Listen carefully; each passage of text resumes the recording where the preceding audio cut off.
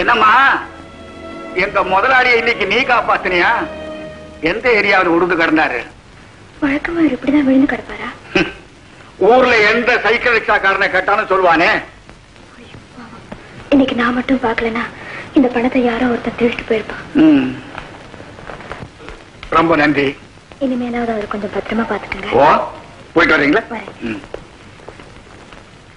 நில்லுமா.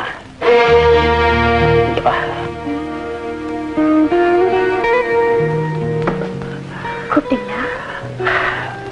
என்ன பொறுப்பா வீட்டுல கொண்டு வந்து சேர்த்த, பணத்தையும் பத்திரமா ஒப்படைச்ச, எந்த பிரதிபலனும் எதிர்பார்க்காம நீ பாட்டுல போயிட்டே இருக்கியம்மா. நான் எந்த பிரதிபலனும் எதிர்பார்த்துட்டு செய்யலைங்க. நான் குடிச்சிட்டு தெருவில் உருள ஆரம்பிச்ச இந்த 3 வருஷத்துல எந்த பலனையும் எதிர்பார்க்காம உதவி செஞ்ச முதல் ஆளு நீதான். இந்த ஒரு பாராட்டு எனக்கு போதுங்க. வரேன். நில்லுமா. நீ யாரு? உனக்கு எந்த ஊரு? திருச்சி பக்கத்துல உறையூர் என் சொந்த ஊரு. தாய் தகப்பன் தவறி போய் 2 வருஷம் ஆச்சு. 6 வயசுல ஒரு தம்பி. அவனும் படிக்க வசதி இல்லாம வீட்லயே இருந்தான். ஒரு வேளை சோறு, 2 வேளை நீர் ஆகாரம். அதையும் அவன் கடவுளுக்கு நன்றி சொல்லிட்டு தான் சாப்பிடுவான். இப்போ நான் வேலை தேடி இந்த ஊருக்கு வந்தேங்க. ஏமா, உனக்கு உறவுக்காரங்க யாருமே கிடையாதா? உறவுன்னு சொல்லிக்க எனக்கு யாருமே இல்லை. நட்புங்கிற முறையில ஒருத்தர் என்ன சந்திச்சாரு. அவர் என்ன விரும்பினாரு. எனக்கு நல்லது செய்ய நினைச்சாரு. சாப்பாட்டுக்கு வழி இல்லாம நோயால் அவஸ்தைப்பட்ட என் தம்பியை காப்பாத்த பணம் தேடி போனவரு இப்ப குற்றவாளியா ஜெயில இருக்காரு. தம்பி அநாதாசிரமத்துல சேர்த்துட்டு நான் தற்கொலை செஞ்சுக்கலான்னு போற வழியில தான் நான் உங்களை பார்த்தேன். இவ்வளவு கஷ்டத்திலையும் என் பணத்தை கொண்டு பத்திரமா ஒப்படைச்சியே. You are really great. உன்ன மாதிரி ஒரு நல்ல பொண்ணத்தமா நான் தேடிட்டு இருக்கிறேன். எனக்கு மனைவியா இல்ல, என் தங்கைக்கு துணையா. நீங்க சொல்றது எனக்கு ஒன்னும் புரியலைங்க. அளவுக்கு அதிகமா குடிச்சதுனால ஈரல் கெட்டு எந்த நிமிஷமும் நான் மரணத்தை எதிர்பார்த்துட்டு இருக்கேன். எனக்கு ஒரு தங்கச்சி, பாவம் சின்ன பொண்ணு, அமெரிக்காவில் படிச்சுட்டு இருக்கா. நான் செத்துட்டா அவ அனாதை ஆயிடுவா. அவளையும் இந்த சொத்தையை பாதுகாக்கிறதுக்கு ஒரு நம்பிக்கையான ஆளை தேடிக்கிட்டு இருந்தேன். நீ கிடைச்சிட்ட. நீங்க என்ன சொல்றீங்க? நாளைக்கு ஆசிரமத்தில் இருக்கிற உன் தம்பி அழைச்சிட்டு வந்துரு. ஜெயில இருக்கிறதையும் எப்படியாவது விடுதலை செய்ய நான் முயற்சி பண்றேன். நீங்க எல்லாரும் சேர்ந்து ஒன்னா இங்கேயே இருக்கலாம். என் தங்கச்சி படிப்பை முடிச்சுட்டு வர வரைக்கும் இந்த சொத்துக்களை கட்டி காக்கிற பொறுப்பை நான் உங்ககிட்ட ஒப்படைக்கிறேன். என்னால தூக்க முடியாத சுமையை தூக்கி என் தலையில வைக்கிறீங்க. மனசு வச்சா உன்னால நிச்சயமா முடியும். தயவு செஞ்சு இந்த உதவி எனக்கு செய்யுமா? சரி சொல்லமா. இதுல நிச்சயமா அவரோட நீதான் பலனடைய போற. பிளீஸ்.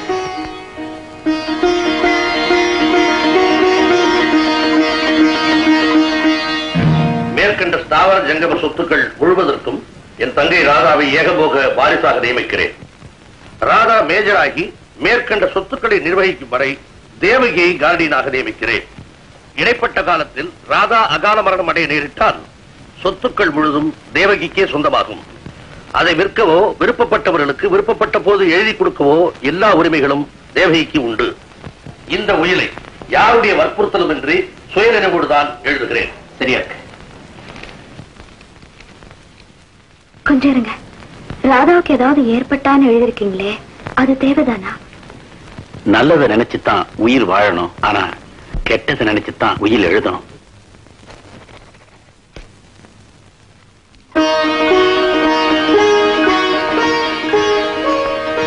என் தங்கைய நான் உங்ககிட்ட ஒப்படைக்கிறேன்.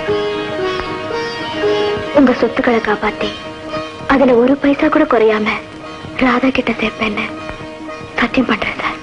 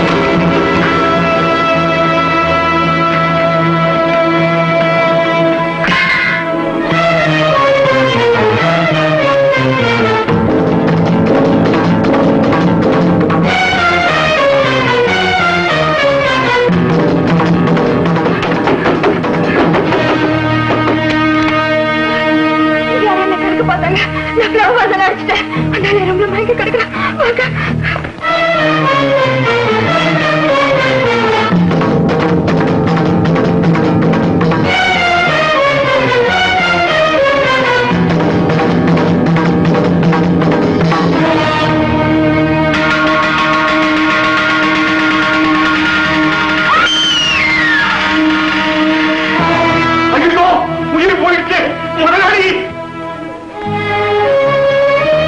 அடி பாவி, எங்க முதலாளியை கொண்டுட்டியே.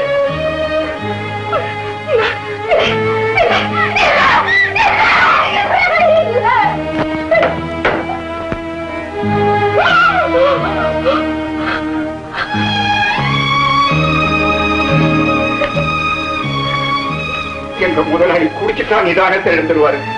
எந்த பெண்ணா இருந்தாலும் இப்படித்தான் கையை பிடிச்சு வைப்பாரு. அதை குடிச்சுக்காம இப்படி அடிச்சு கொண்டுட்டியாமா? நான் கொள்ளாதீங்களா? நான் கொள்ளாதீங்களா? சத்தியமா நான் அவரை கொள்ளணும் நினைச்சு அடிக்கலைங்க. சத்தியமா நான் அவரை கொள்ளணும் நினைச்சு அடிக்கலைங்க. நான் கொள்ளணும் நினைச்சு அடிக்கல.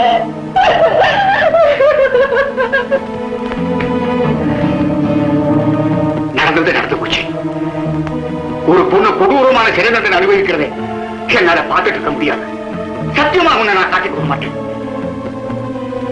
முதலாளி குடிபோதையில மாடியிலிருந்து கீழே தவறி விடுது செத்து போயிட்டதாக நான் எல்லாரையும் நம்ப வச்சிருக்கேன். நீ பயப்படாத.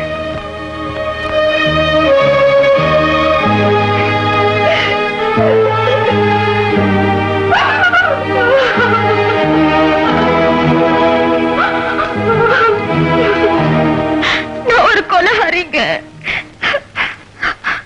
என் பிரச்சனைகளை தீர்த்து வைக்கிறேன்னு சொன்னவரையே நான் கொன்னுட்டேன். இந்த கொலையை ஒரு தற்செயலான விபத்துன்னு சொல்லி போலீஸ் கிட்ட இருந்து காப்பாத்தின அந்த ராஜலிங்கம்.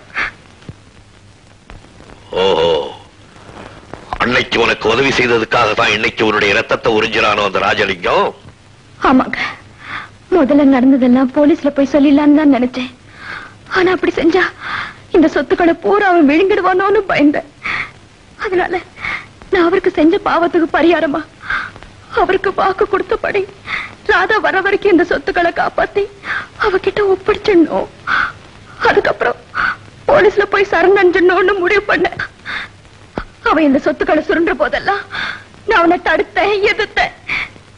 அதுக்காக நான் அவன்கிட்ட அடி வாங்கினேன், துன்பப்பட்டேன், சூடுபட்டேன். My God.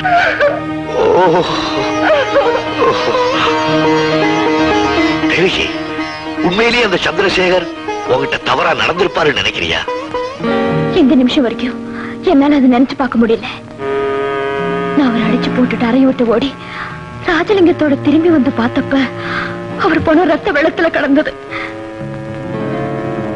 சோ அந்த பணத்தை வச்சுதான் நீ இந்த முடிவுக்கு வந்திருக்கிற இல்லையா? நான் கேட்கிறேன், உயிரோடு இருக்கிறவனையும் ஆள் மாறாட்டம் பண்ற அந்த ராஸ்கல் பணத்தையும் ஏன் ஆள் மாறாட்டம் பண்ணிருக்க கூடாது? என்ன சொல்றீங்க? ஆமாதேவி, உன் தம்பி என் கூட இருக்கும்போது வேற எவனையும் எடுத்துட்டு வந்து உன் தம்பியும் நம்ப வச்சிருக்கிறாரே, அதை சொல்றேன். புரியலங்க. ராதாவோட கணவனா வந்திருக்கிறானே ரங்கா, அவன் தான் உன் தம்பி.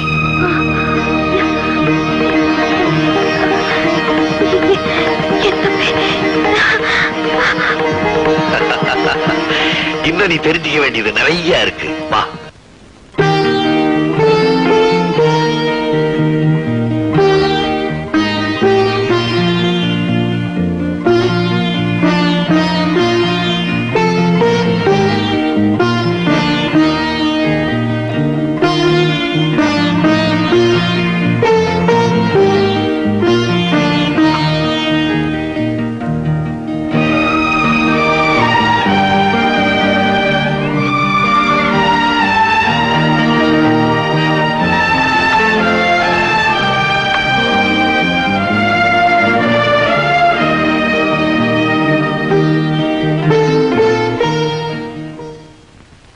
சொத்துக்கு சொந்தக்காரியான ராதா இருக்க இடம் தெரியல. அந்த ரகசியம் தெரிஞ்சவங்க அவளுடைய புருஷனும் மாமாவும் தான். அவங்களும் வாயே திறக்க மாட்டேன்றாங்க. முதல்ல ராதா எங்க இருக்கான்னு கண்டுபிடிச்சு அவளை க்ளோஸ் பண்ணணும். அப்புறம் இந்த ரெண்டு பையங்களை பாத்துக்கலாம். நீ ராதாவை பாத்திருக்கியா? இல்லையே. கொஞ்சம் இரு.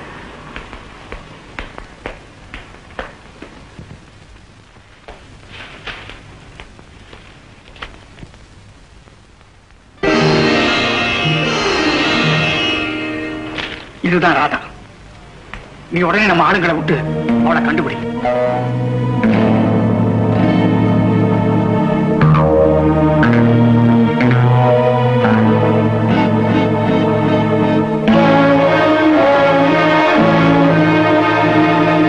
இந்த போட்டோல அவ பக்கத்துல இருக்கிறது யாரு? அவளுடைய புருஷன். ஓ, இவரைத்தான் அமெரிக்காவில் அவ கல்யாணம் பண்ணிக்கிட்டாளா? ஆமா. இருக்காது, இருக்கவே முடியாது. அது எப்படி அவ்வளவு உறுதியா சொல்றேன்? போன மாசம் வரைக்கும் இந்த ஊர்ல காரை திருடி போயிட்டு இருந்தப்ப அதுக்குள்ள அமெரிக்காவுக்கு போய் அவளை கல்யாணம் பண்ணிருக்க முடியுமா? என்னது, கார் திருடனா? ஆமா, அவனை மட்டும் நேர்ல கொண்டு வந்து காட்டினீங்கன்னா அவன் சாயத்தை நான் விழுக்கிறேன். நீ சொல்றது மட்டும் உண்மையா இருந்தா அந்த பயல்களை போலீஸ்ல தள்ளி உண்டு இல்லைன்னு பண்ணிடுறேன். முதல்ல அவனை வரவழைக்க வேண்டிய ஏற்பாட்டை பண்ணுங்க.